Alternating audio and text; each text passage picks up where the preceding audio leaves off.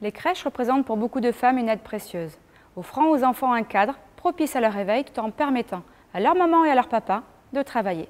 Mais ça, c'est sur le papier. La réalité, c'est qu'en France et pour beaucoup de familles, trouver une crèche, ce n'est pas simple. On pense qu'on n'y a pas droit. Et c'est tout particulièrement vrai pour les femmes en situation précaire. Celles à la recherche d'un emploi ou celles dont les ressources ne permettent pas de faire garder leurs enfants.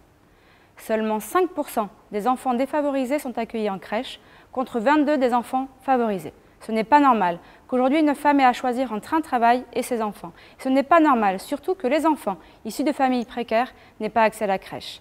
La crèche, c'est un premier pas vers la socialisation. Être en collectivité plus tôt leur permettra d'avoir autant de chances que les autres lorsqu'ils arrivent à l'école. C'est pour cela que le gouvernement agit. D'abord, nous augmentons le nombre de places en crèche pour toutes les familles. 30 000 places et 1 000 relais d'assistantes maternelles pour s'occuper des enfants.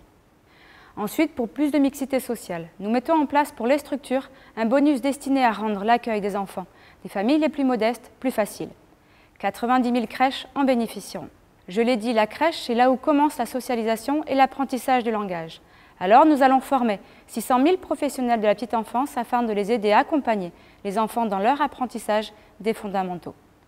C'est un moyen efficace pour lutter contre les inégalités dès la petite enfance et un soutien supplémentaire que nous apportons aux familles.